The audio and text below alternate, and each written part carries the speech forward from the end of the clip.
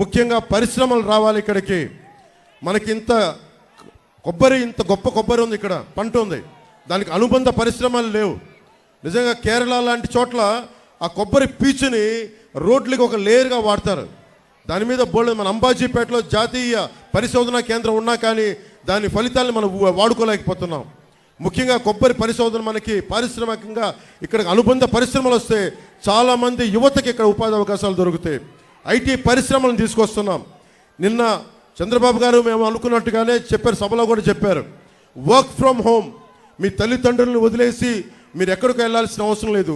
ఇక్కడ మన పీ గన్నవరంలోనే ఉండి మన ఇళ్లలోనే ఉండి మీరు విదేశ మార్గం సంపాదించుకునేలాగా మీకు జీతాలు వచ్చేలాగా ఆ పరిస్థితిని మేము తీసుకొస్తాం. అలాగే నేను కోరుకుంటుంది కూడా, నేను నా కోసం చేయట్లేదు ఇదంతా. నేను సినిమాలు చేస్తే నేను కోట్లు సంపాదించుకునే జీవితం నాది. ఈ రోజున ప్రతి అడ్డమైన వ్యక్తి నన్ను తిడతా ఉంటే నేను భరిస్తూ ఉన్నాను. నేను మీ భవిష్యత్తు కోసం, మీ బిడ్డల భవిష్యత్తు కోసం 2047 ప్రధానమంత్రి గారు ఒకటే కోరుకున్నారు, మనకి భారతదేశంలో విదేశాలకు వెళ్ళాల్సిన అవసరం లేకుండా విశ్వవిద్యాలయాలు ఇక్కడే బలంగా చేయాలి. యువతకి స్కిల్ డెవలప్మెంట్ చేయాలి. ఇందాక మాట్లాడుతూ ఉన్నారు, కులాల దీంతో పాటు కులాల సెన్సెస్తో పాటు నేను కోరుకుంటుంది కూడా ఈ రోజున చంద్రబాబు గారి ముందు దృష్టిలో పెడతా ఉన్నాను. ఇంతమంది యువతున్నారు, మీ అందరి దగ్గర కూడా మీకు ఏ స్కిల్ ఉంది, మీ దగ్గర ఎలాంటి స్కిల్ డెవలప్మెంట్ కావాలి. నాలాంటి వాడే ఉన్నాడు మా అన్నయ్య చిరంజీవి గారు. మొన్నే ఇంతకాలం ఎప్పుడు నా మంచి కోరుకునేవారు.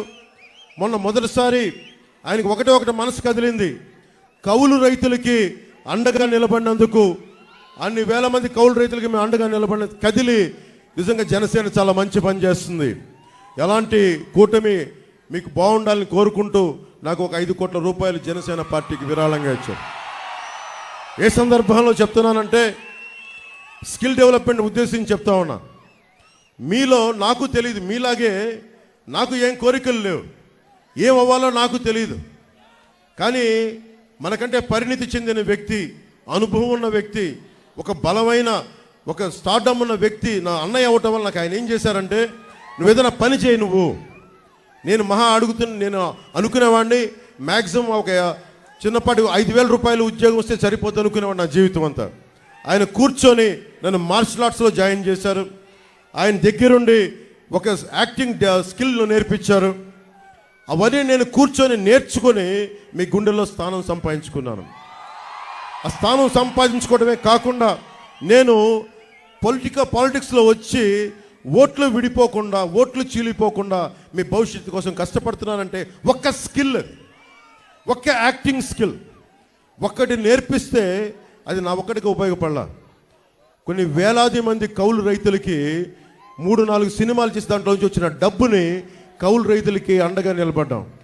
అంటే చిరంజీవి గారు అనే వ్యక్తి వాళ్ళ తమ్ముడికి ఒక చిన్నపాటి స్కిల్ నేర్పిస్తే అది ఎక్కడి దాకా తీసుకొచ్చిందో చూడండి. కొన్ని కోట్ల మంది ముందు నిలబెట్టే స్థితికి తీసుకొచ్చింది.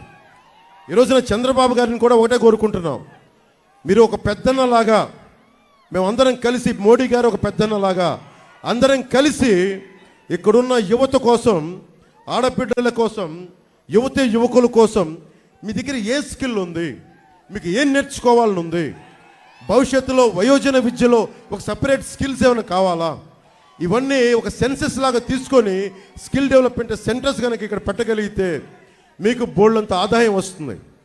మనకు బైబిల్లో ఒక సూక్తి చెప్తారు, చేపని ఇవ్వడం కాదు, చేపని పట్టి ఇవ్వడం నేర్పించుకోమని.